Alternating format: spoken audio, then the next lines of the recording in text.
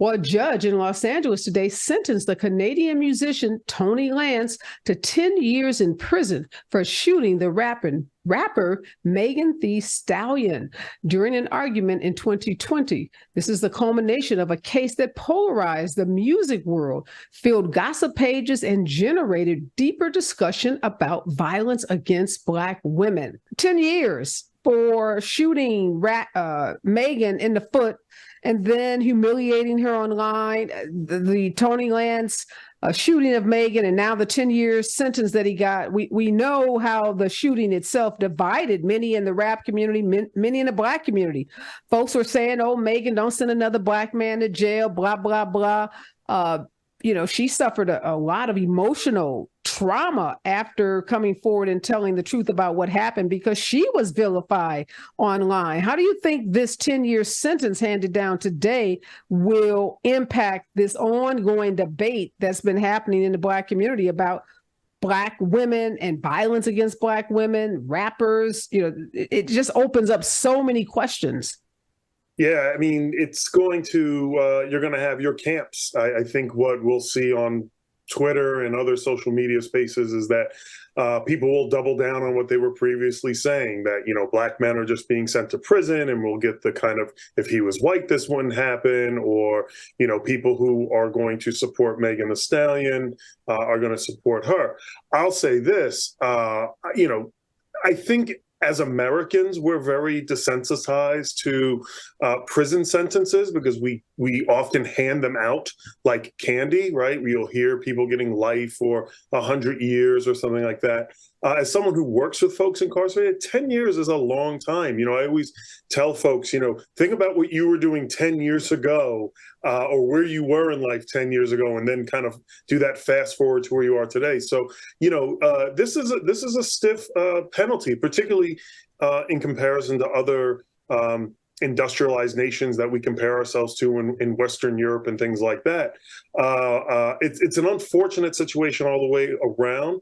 And I think it very much highlights that people should not have guns, in spaces, especially when there's alcohol involved, when there's sexual intimacies involved, because everyone really loses. I don't think that there's really a winner at the end of this, even with Tory getting the 10 years. As you just stated, Meg Thee Stallion still has to deal with the emotional trauma that incident brought to her, as well as all of the kind of verbal assaults that she'll probably hear for, probably the remainder of her life on Twitter or even at concerts or in public arenas where people will say something snarky or nasty. And then, Tory Lanez, even though he's the offender here, there is going to be collateral consequences to that. His family, his fan base, his thing. And again, I'm not trying to do it's the same or not, but I'm just saying the totality is that I don't know if there's... I don't know, Dr. Smiley, you sounded a whole lot like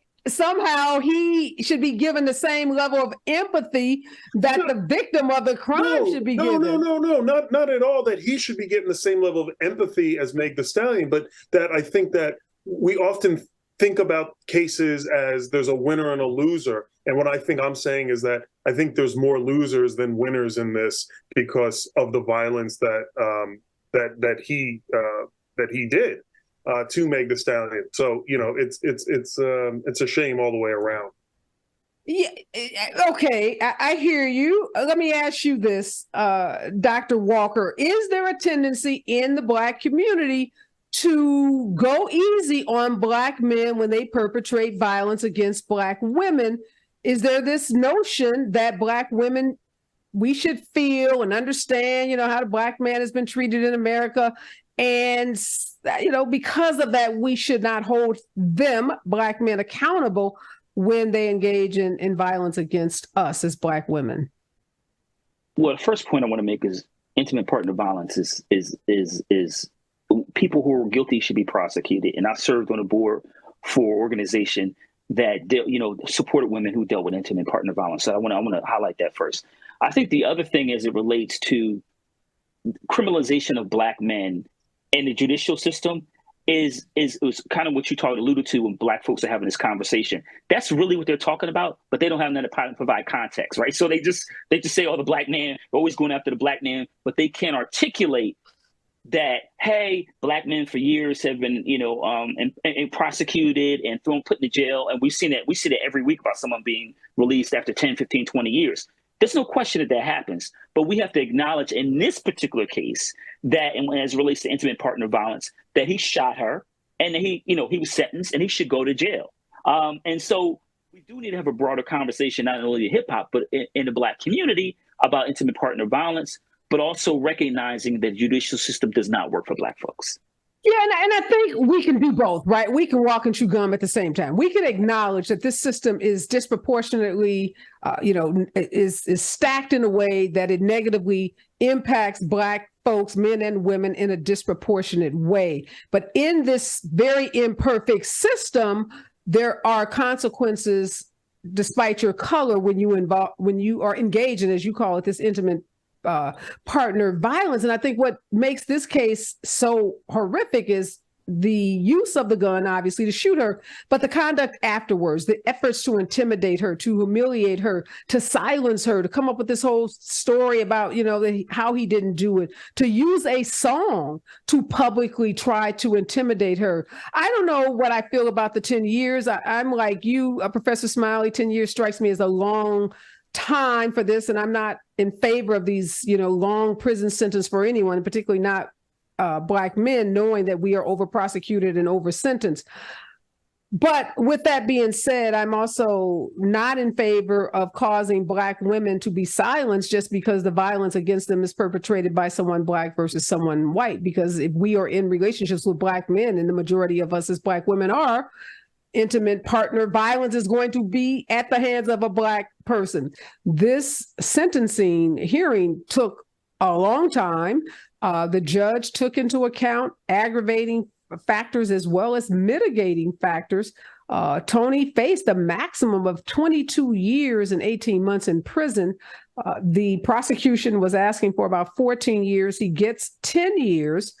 His lawyers, though, argued for only probation, raising mitigating factors, including the abuse. They say he suffered it as a child, and the use of alcohol that they say was related to this incident.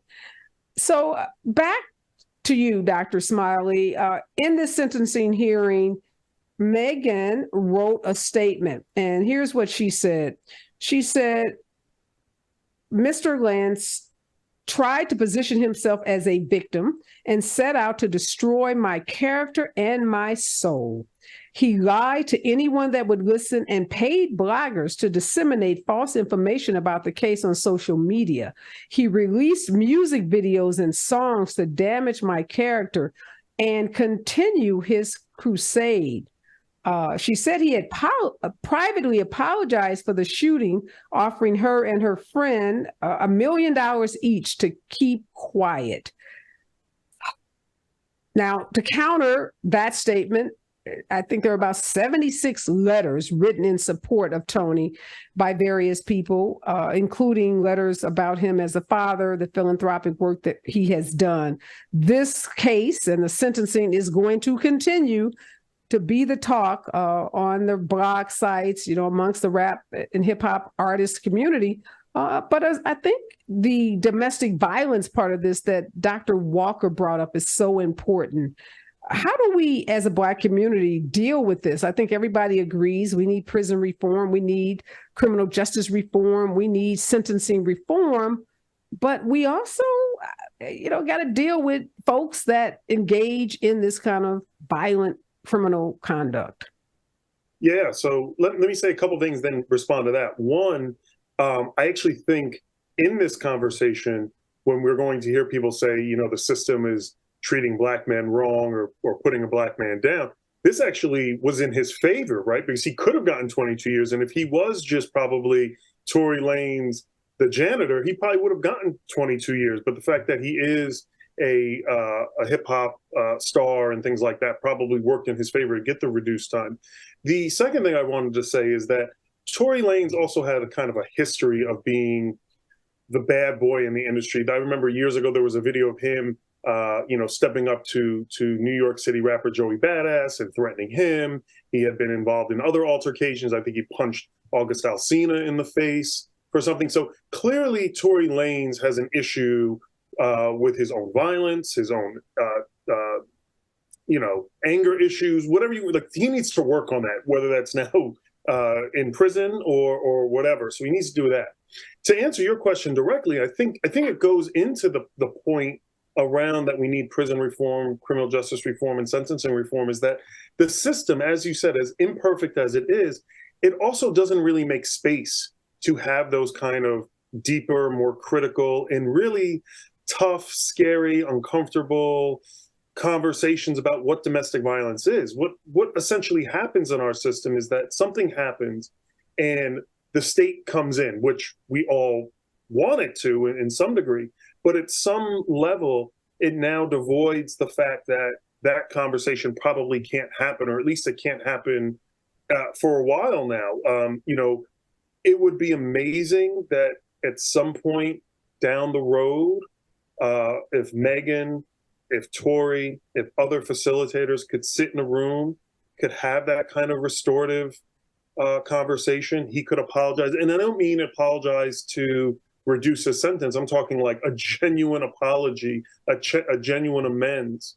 What else does that look like?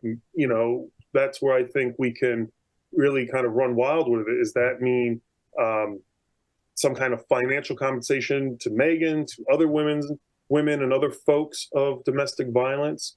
But I think that's where we have to go, is that we have to kind of, and I don't want to curse on the radio, but we have to kind of sit in our poop and have those kind of stinky conversations, because it's uncomfortable. We're not going to get there if all we do is say, well, now he goes to jail for 10 years, and when he gets out, will he be a rapper again? And she needs to just move on and be the international icon of a hip hop artist herself.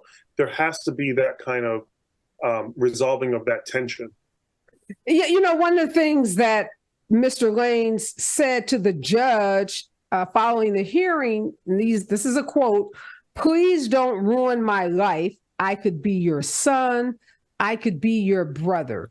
Now, Dr. Walker, the prosecution, in saying why they recommended the 14 years, said that he had not shown any remorse. That's a big part of sentencing in our judicial system. You come in, you express remorse, and you ask the court for leniency. The district attorney here, Gascon, said he did not express remorse. That's clearly a remorseful statement. Well, maybe it's more remorse about his own life than it is about the shooting of Megan. But I just wonder why. We've seen sentences like this before for those in the hip hop industry. Why don't these sentences deter people? He obviously is like distraught. To say, please don't ruin my life. I could be your son. I could be your brother. He got 76 letters from, he was fighting this. He changed his lawyers multiple times. He delayed the sentencing. This was not someone who, was trying to, act with bravado like he was ready to go serve his time, and that would be on his next record. He was acting like a scared person who did not want to step foot in jail serving this kind of time, and he was doing everything in his power. He tried to pay him off. He tried to silence them. He used the legal process. So I'm just sitting here thinking, like, dude, like, where's the deterrent factor? Why aren't folks, and this is bigger than just rap artists, because all kinds of criminals, you'd ask the same question, but in this community in particular, since that's what we're talking about, why don't you think these sentences deter these artists from getting in this kind of criminal, hot water? I think there are a lot of issues at play. We could talk about macro. We could talk about too many guns in our society, right? We could start. We could start with that. We could also listen. We talk about me from Philly. I grew up listening to hip hop. Remember, it was rap music, so I consider myself someone who loves hip hop from day one. But let's be clear about the bravado from hip hop artists, particularly Black males. It is. Sometimes the bravado is just show, but sometimes in this situation it wasn't. And as my colleague Dr. Smiley highlighted, he does have a history of violence. So at some point, some of the other violent acts he had committed, he needed to pause, reflect, and do better. And he didn't. And look, like me, I've had a number of family and friends who've known who served, who've been incarcerated and then become returning citizens. But let's be clear, he shot her. He then wrote a song through social media and blogs, as we described, criticized her. And we have to center this in Megan, when it comes to Megan, as a victim. And so when you victimize Black women, there should be a penalty to pay. And I'll just jump in real quick. I think to Dr.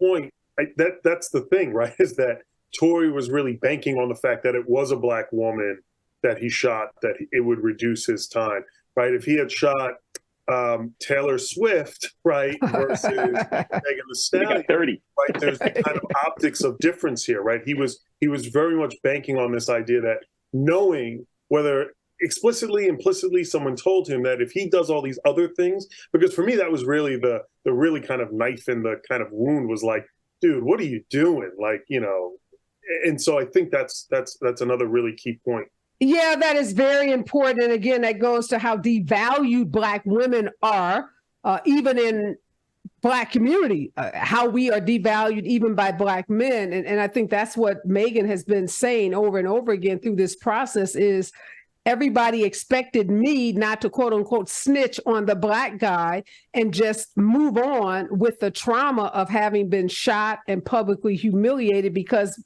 as Black women, you know, we don't feel pain in the same way that other people do. And we're supposed to be impervious in some ways to pain. And we're supposed to, at all costs, protect our man and just move on. So no happy ending to this. As you said, originally, Dr. Smiley, Tory Lanez's son's life will forever be impacted. Tony has got to go sit down in a jail cell and you know, reflect and figure out his anger issues. And hopefully Megan and the hip hop community can rally around her and show her the kind of love and support that she deserves for having the courage to come forward. But no winners in this situation. And hopefully the hip hop community, you know, takes note of what happened and realizes that this bravado can have really serious consequences associated with it.